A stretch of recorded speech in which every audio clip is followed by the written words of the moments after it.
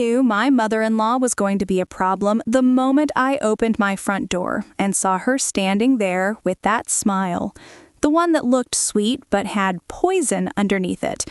She was holding 3 enormous shopping bags, the expensive kind with rope handles, and my 6-year-old daughter Chloe was already squealing before I could even say hello. "Grandma!" Chloe pushed past me, and my 4-year-old son Theo wasn't far behind, his little hands reaching up like she was Santa Claus himself. My mother-in-law, Diane, set down the bags and scooped them both up like she hadn't just seen them 2 days ago at Sunday dinner, like she was some kind of hero returning from war. "There are my babies," she cooed, kissing their cheeks with loud smacking sounds that made them giggle.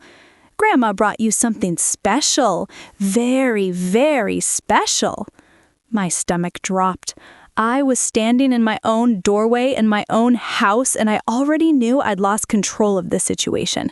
My husband Trevor was at work, it was just me, and I was outnumbered. "Diane, we talked about this. No more surprise gifts, remember?"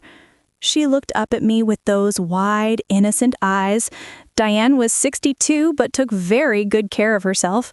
Perfectly highlighted blonde hair, tasteful jewelry, the kind of clothes that whispered money without shouting it. She volunteered at the Children's Hospital. She donated to 3 different charities. Everyone loved Diane.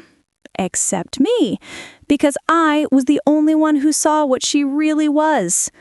"Oh, Natalie, don't be silly," she said, waving her hand like I was a gnat. "These aren't just gifts. These are educational. You want the children to learn, don't you?" Educational. That was her new angle. For the past 8 months, ever since I'd finally put my foot down about her constant gift-giving, she'd been finding loopholes. Everything was suddenly educational or necessary or something Trevor mentioned they needed. "What's in the bags?" I asked, even though I didn't want to know. "Open them and see." She was talking to the kids now, not me. "Go ahead, sweethearts, open them." Chloe dove for the first bag like it contained the secrets of the universe. She pulled out a box, and my heart actually stopped for a second. It was a tablet. A kid's tablet, sure, with a bright blue rubber case and parental controls advertised right on the box, but it was still a tablet. "Diane, no." I moved forward, reaching for it, but Chloe was already hugging it to her chest. "Mommy, look, it's for learning. See? It says educational games." "Your grandmother should have asked me first," I said, and I could hear my voice getting tight. "Oh, Natalie, don't be silly," she said, waving her hand like I was a gnat. "These aren't just gifts. These are educational. You want the children to learn, don't you? They're 6 and 4. They don't need tablets." "Well, Trevor thought it was a wonderful idea when I mentioned it to him." There it was, the trump card she always played. Trevor thought, Trevor said, Trevor agreed. Never mind that Trevor worked 60 hours a week and I was the one home with the kids every day. Never mind that I was the one who'd done all the research on screen time and childhood development.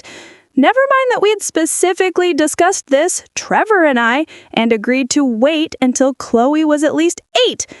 But sure, Trevor thought it was a wonderful idea when Diane mentioned it in passing, probably over lunch at that expensive bistro she liked, probably while she was paying the bill.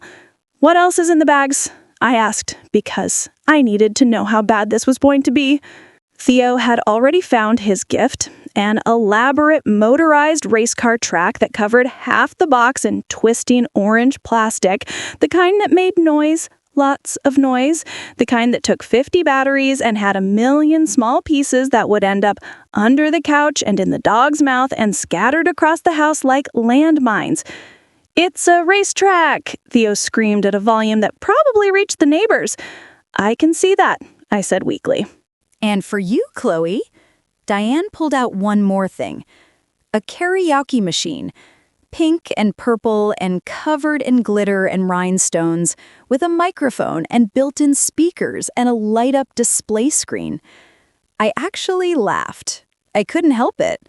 It came out harsh and bitter, and Diane's face went hard for just a second. before she smoothed it back into that sweet grandmother expression.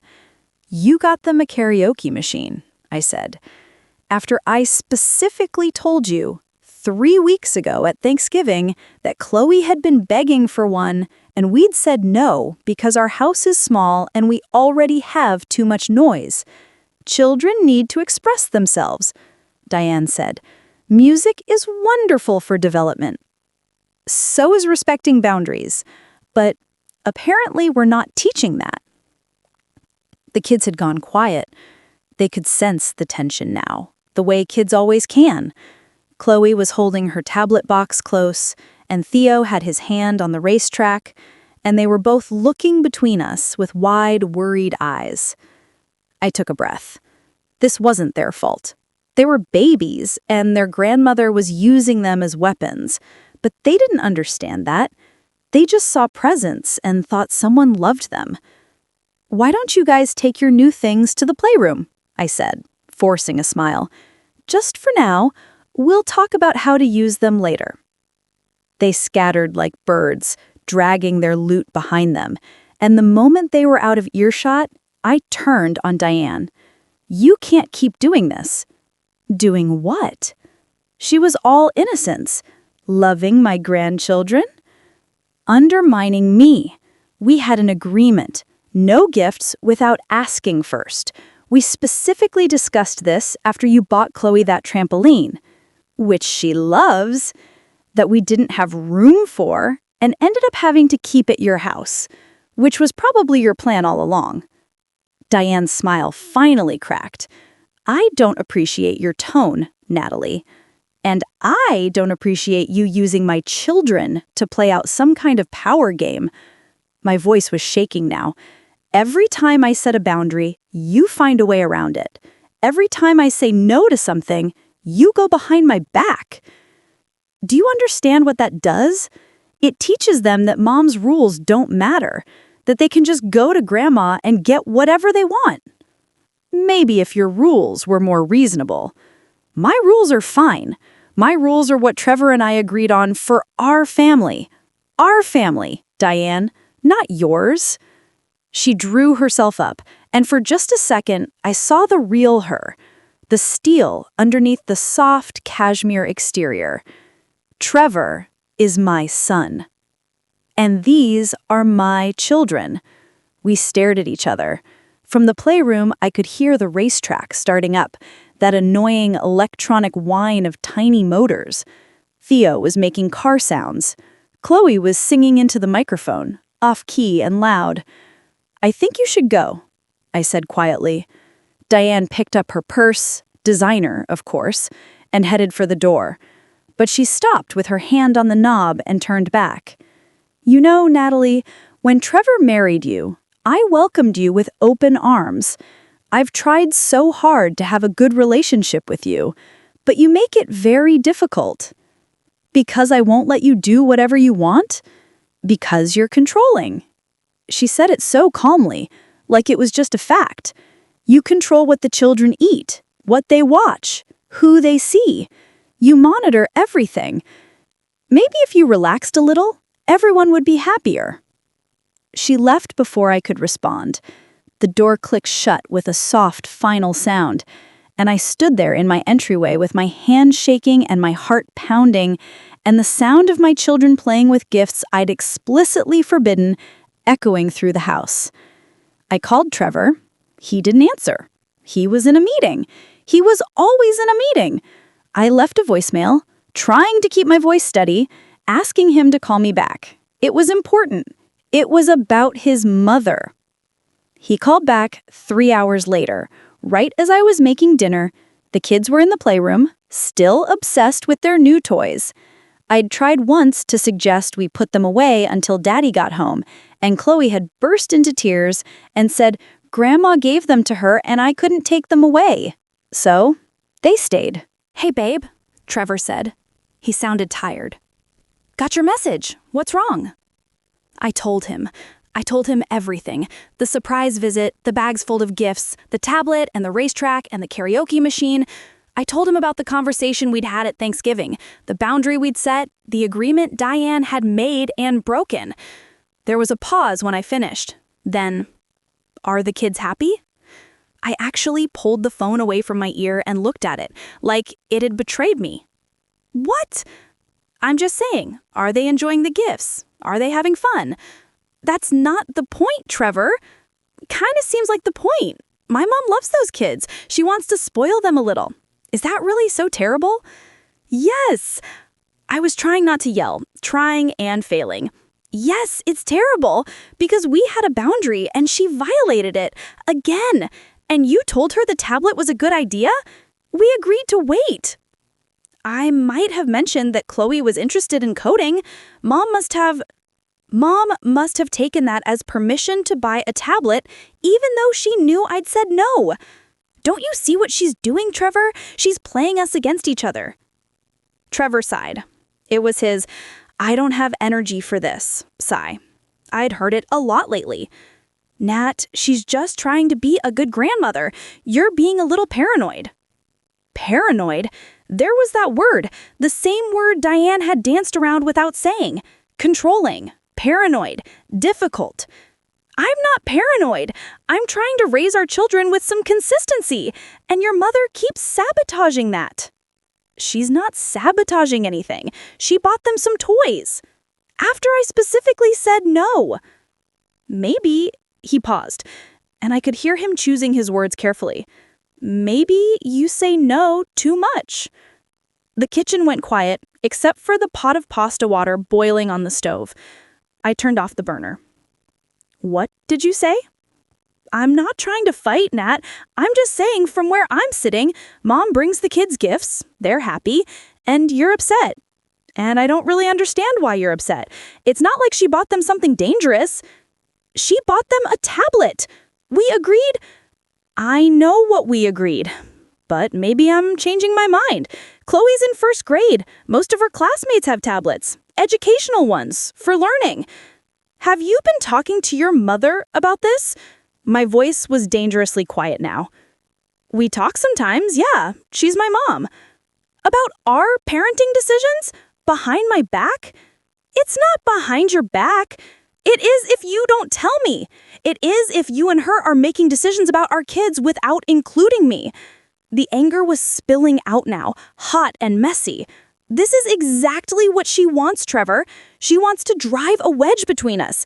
She wants you to see me as the bad guy so she can swoop in and be the fun grandma who gives them everything I won't. Or maybe she's just a grandmother who loves her grandkids, and you're making this into something it's not. I have to go. Trevor? I hung up. I hung up on my husband, which I'd never done before in 9 years of marriage, and I stood in my kitchen with tears running down my face, while in the next room my children played with toys that felt like tiny declarations of war. That night, after the kids were in bed, after I'd let them keep the toys in their rooms, because what else was I supposed to do? Physically wrestle them away? I did something I'm not proud of. I went through Trevor's phone. He'd left it charging on the kitchen counter when he came home late after I'd pretended to be asleep. I knew his passcode. We always had an open phone policy. No secrets, because we trusted each other. Or at least I thought we trusted each other. I found the text thread with his mother easily. She was listed as Mom with a little heart emoji. I started scrolling. It went back months, hundreds of messages. They texted every day, sometimes multiple times a day, and so many of them were about me. Natalie won't let the kids have juice boxes, only water. Isn't that excessive? I suggested a trampoline for Chloe's birthday, and Natalie said absolutely not. Poor thing was so disappointed. Does Natalie seem stressed to you? Maybe she needs a break. I could take the kids for a weekend. And Trevor's responses. My husband, the man I'd married, the father of my children. She does get a little intense about nutrition. The trampoline thing was probably about space. We don't have a huge yard. She's been tired lately. Maybe you're right about the weekend. Never defending me, never telling his mother to back off, just agreeing, sympathizing, gently confirming everything she said about me. There was one from 2 weeks ago that made me actually gasp out loud. Diane, I worry about the children sometimes. They're so restricted. No sugar, limited TV, all these rules. When do they get to just be kids? I know, Mom. I've been thinking the same thing. I might talk to her about loosening up a bit. Good. They need balance. They need joy. I'm so glad you see that. I put the phone down like it had burned me. My hands were shaking so badly that I had to sit on the floor, right there in the kitchen, and press my palms flat against the cold tile. He'd been thinking the same thing. He'd been discussing our children, our parenting, our family decisions with his mother, and coming to conclusions behind my back. How long had this been going on? How many decisions had they made without me? How many times had I thought Trevor and I were on the same page, only to find out he'd been writing a different story with Diane? I didn't sleep that night. I lay in bed next to Trevor and stared at the ceiling and tried to figure out when my marriage had turned into a hostage situation. The next morning was Saturday. Trevor slept late. He always did on weekends. Said he needed to recover from the long work weeks. I got the kids breakfast, broke up 2 fights, and cleaned up after Theo knocked over an entire bowl of cereal. By 9 a.m., I'd made a decision. I loaded the tablet, the racetrack, and the karaoke machine into garbage bags, the big black contractor bags we used for yard waste.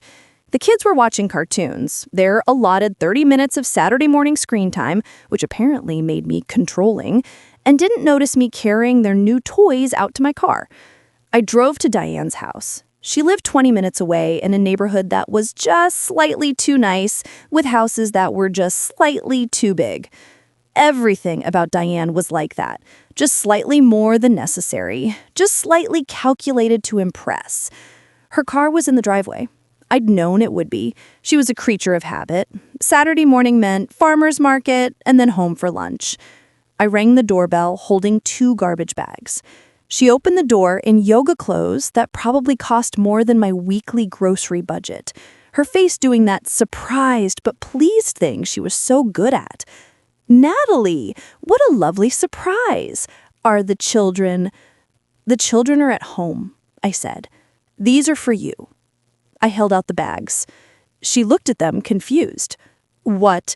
I'm returning the gifts you brought yesterday. We won't be keeping them.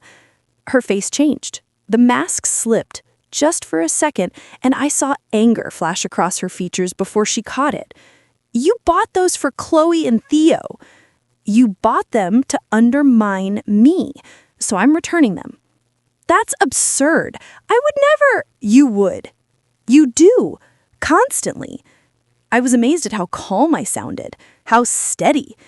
Maybe it was because I'd spent all night preparing for this, or maybe I'd just reached the point where I was too tired to pretend anymore. Have you been going through my son's phone? Have you been turning my husband against me? We stared at each other on her perfect porch with her perfect potted plants and her perfect doormat that said "blessed" in swirling script. I love those children, Diane said, and her voice had an edge now. The sweet was gone. You couldn't understand how much I love them, and I will not stand by and watch you turn them into anxious, joyless little robots who can't have a cookie without asking permission. They're 6 and 4. They're supposed to ask permission. They're supposed to have a childhood. They're supposed to have fun and make messes and eat birthday cake and watch movies and they do all of those things. I was yelling now, right there on her porch where the neighbors could hear. They do all of those things in moderation, with guidance, the way children need. But that's not good enough for you, because you can't stand that someone else is raising them and not you. That's not, it is. You had your chance to be a mother. You raised Trevor. These are my children, Diane, mine and Trevor's. And if you can't respect our rules and our boundaries, then you don't get to see them. The words were out before I'd fully decided to say them, but once they were hanging in the air between us, I knew I meant them. Diane went pale. You wouldn't. Try me. Bring them one more gift I haven't approved, undermine me one more time, make one more comment about how I parent, and see how long it takes before Sunday dinners stop happening. Trevor would never allow that. Trevor doesn't get to allow or disallow what I do with my time and my children. He can visit himself if he wants, but if you can't respect me as their mother, you don't get access to them. Period. I shoved the garbage bags at her. She took them automatically, too shocked to do anything else. I've tried to get along with you, I said, and my voice was shaking now. For 9 years, I've tried. I've smiled through your comments about my cooking, my cleaning, my body after I had babies. I've listened to your helpful suggestions and your stories about how you did things better. I've let you host holidays and plan parties and insert yourself into every major moment of our lives. I've tried so hard to be the daughter-in-law you wanted. Natalie, but I'm done trying to earn your approval. I'm done letting you make me feel like I'm not good enough. And I'm especially done letting you teach my children that their mother's rules don't matter. I took a step back. Those gifts? Keep them. Donate them. I don't care. But they're not coming into my house, and neither is anything else you buy without asking first. I turned and walked back to my car.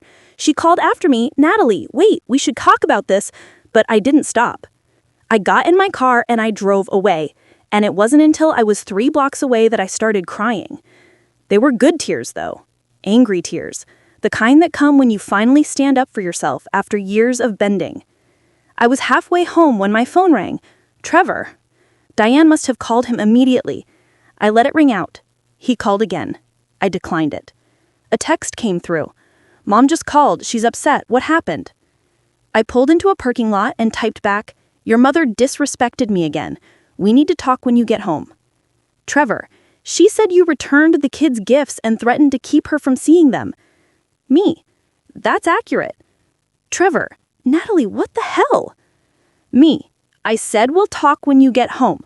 I'm not doing this over text. Trevor. I'm coming home now. He beat me back to the house. His car was in the driveway when I pulled up, and I could see him through the front window, pacing. The kids were still planted in front of the TV, oblivious. I walked in, and he turned on me immediately. "What were you thinking?" His face was red. I'd never seen him this angry. "He's my mother, Nat. You can't threaten to cut her off from her grandchildren." I didn't threaten. I set a boundary. By telling her she can't see the kids? By telling her if she continues to disrespect me and undermine my parenting, there will be consequences. That's not a threat, Trevor. That's a fact. She brought them gifts. After I told her not to. After we had a conversation about this. After I specifically said no tablets, and she bought one anyway. I was shouting now, and I didn't care. Let the kids hear. Let them understand that their mother wasn't going to be pushed around anymore. And then she called you, and you took her side. Again.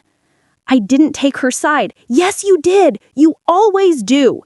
I pulled out my phone and opened his text thread with Diane. I'd taken screenshots, just in case. Here. Read these. Read the months of messages where you and your mother discuss what's wrong with me.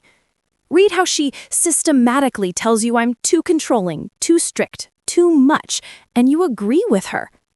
He took the phone. His face went from red to pale as he scrolled. Net, these are out of context. No, they're not. They're exactly in context. Your mother has been working on you for months, maybe years, trying to turn you against me, trying to make you see me as the problem.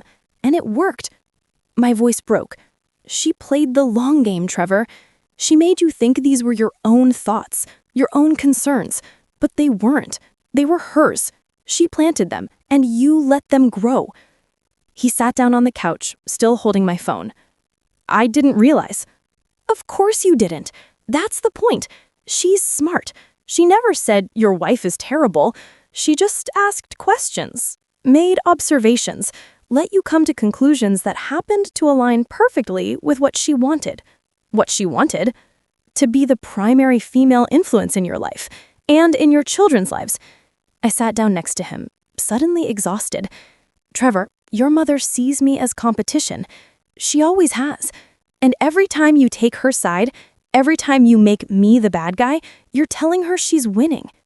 He was quiet for a long time.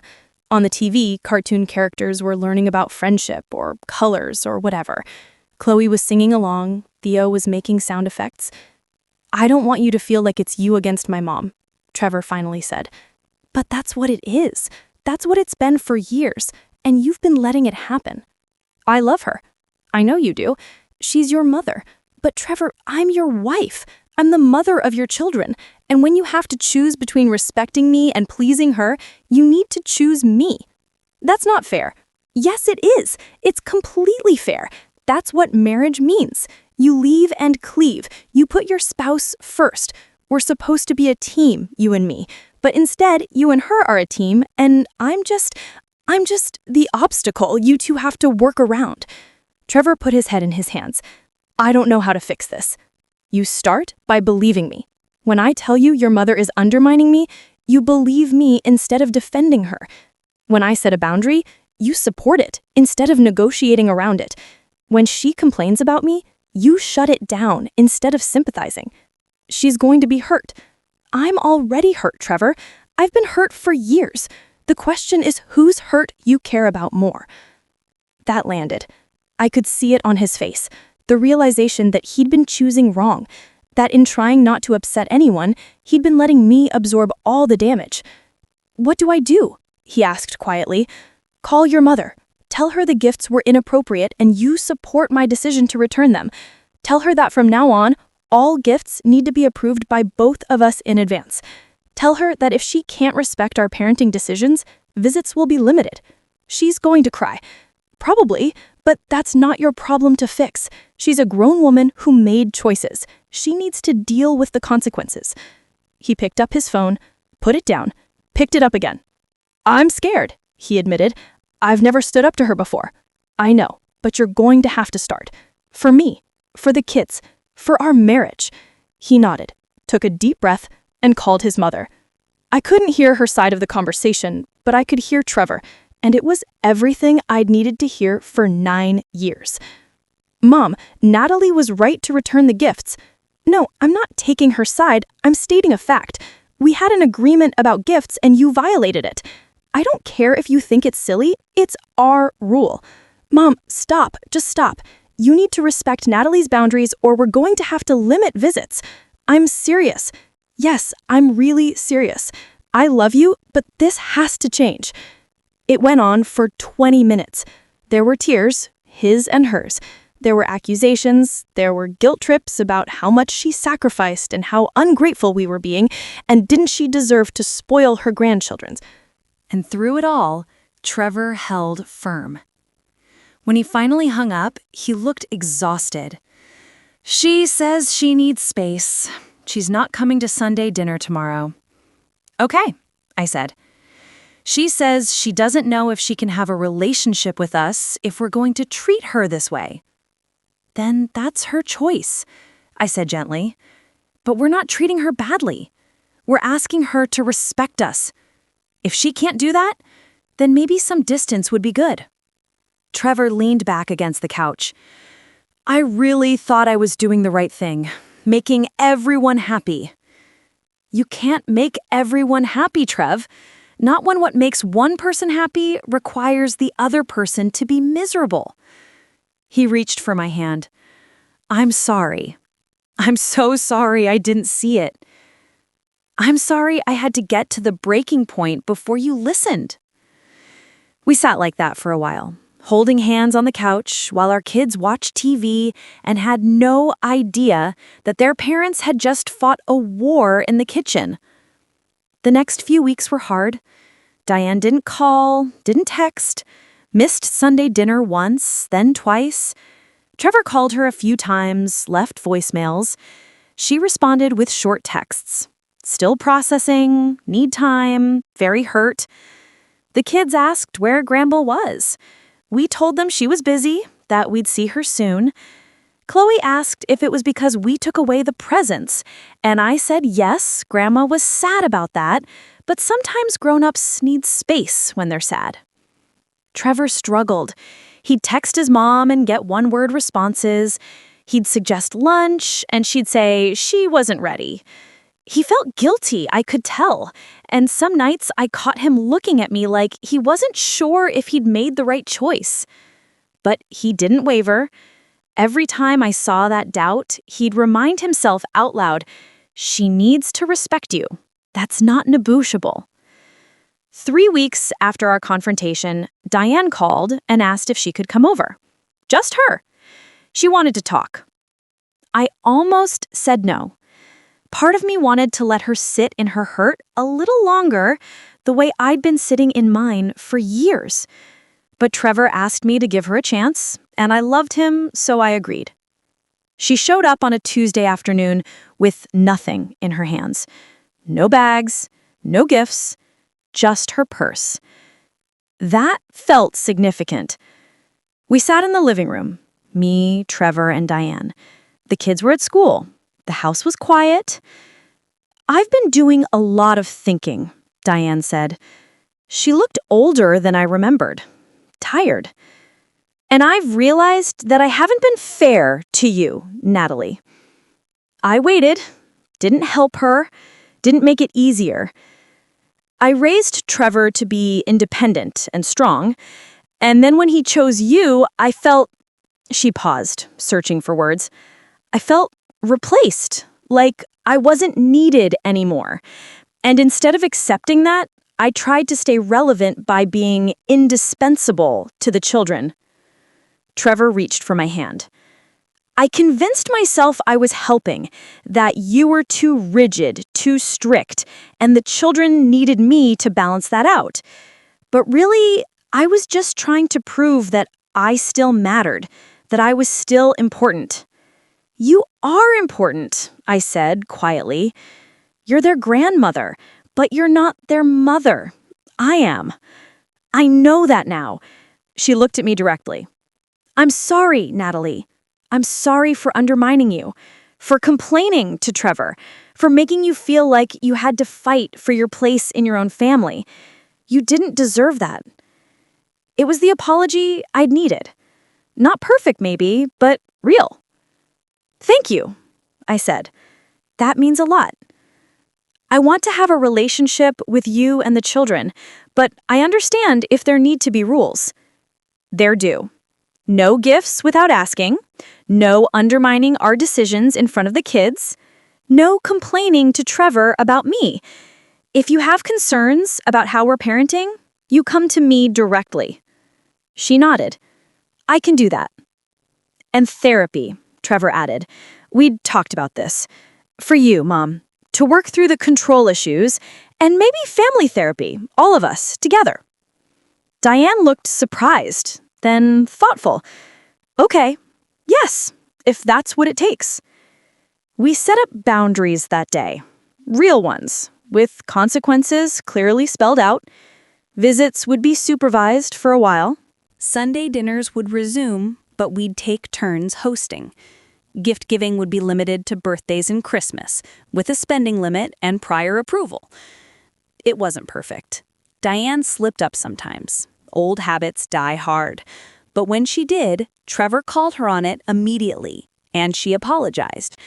That's the part that made the difference. Not that she never made mistakes, but that when she did, there were actually consequences. And she accepted them. It's been 6 months now since I drove to Diane's house with those garbage bags. Our relationship is different. Not warm and fuzzy, maybe never will be, but respectful, boundaried, sustainable. The kids still adore their grandmother. She still sees them regularly, but she sees them on our terms now, with our rules, and she doesn't try to override me anymore. And Trevor's been going to therapy too, working through his childhood patterns, understanding how he was trained to prioritize his mother's feelings over everyone else's. It's hard work. Some weeks he backslides, but he catches himself faster now. Last Sunday, we were all at dinner. Us, Diane, even Trevor's brother who flew in from Denver. Diane brought dessert, something she'd asked about in advance. While we were eating, Chloe asked if she could have a second piece of cake. I said no, one was enough. And Diane, before she could catch herself, started to say, "Oh, one more piece won't hurt." She stopped mid-sentence, looked at me, and said, "Your mom said no, sweetheart. Maybe next time." It was small, tiny even, but it felt like everything. After dinner, while we were cleaning up, Diane came into the kitchen where I was loading the dishwasher. "I almost did it again," she said quietly. "The cake thing. I know. But I stopped. I noticed. Thank you." She hesitated, then, "It's hard. Letting go. Accepting that they're yours to raise. I know it is, and I meant it."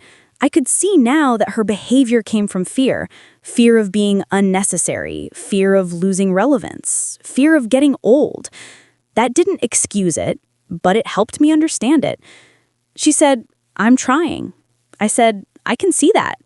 Keep trying." She nodded and went back to the dining room. Trevor found me a few minutes later. "You okay?" I said, "Yeah," and I was. For the first time in years, I felt like I could breathe in my own life, like I wasn't constantly bracing for the next intrusion, the next boundary violation, the next fight. "Thank you," he said, "for not giving up. On us. On this." I said, "Thank you for finally choosing us, for choosing me." He kissed my forehead. "Always. From now on, always." I want to tell you that everything's perfect now, that Diane is transformed and Trevor never slips up and we're all one big happy family. But that would be a lie. The truth is messier. Diane still sometimes texts Trevor first instead of going through both of us. Trevor still sometimes forgets to check with me before agreeing to plans his mother suggests. I still sometimes feel that old anxiety spike when I see Diane's name on my phone. But the difference is we're working on it. We talk about it. We have tools now and boundaries and consequences. We have a therapist who helps us navigate the complicated dynamics of marriage and extended family and parenting. And we have something else too. Respect. Hard-won, fought for, defended respect. Because here's what I learned through all of this. You teach people how to treat you. For years, I'd accepted crumbs of consideration and called it compromise. I'd let my boundaries get trampled because I didn't want to be difficult. I'd absorbed disrespect because I thought that's what good wives and daughters-in-law were supposed to do. But you can't build a healthy relationship on resentment. You can't have real love without real respect. And you can't teach your children to value themselves if you won't model that for them. So when my daughter asks me now why we don't see Grandma as much as we used to, I tell her the truth. Because grown-ups have to respect each other, even in families, especially in families. And when my son asks if Grandma doesn't love us anymore, I say she loves us very much, but love means respecting people's boundaries, and we're teaching Grandma how to do that. They don't fully understand yet. They're too young. But someday they will. Someday they'll be adults with their own boundaries to defend, and I hope they'll remember that their mother showed them how. I hope they'll remember that it's okay to be the difficult one if difficult means standing up for yourself. That it's okay to disappoint people if the alternative is betraying yourself. That being kind doesn't mean being a doormat, and that the people who truly love you will respect your boundaries instead of testing them. My mother-in-law gave my kids gifts I specifically said no to, and in the confrontation that followed, I found my voice. I found my strength. I found the version of myself who refuses to be diminished in her own home, with her own children, in her own life. And that, not the tablet or the racetrack or the karaoke machine, that was the real gift.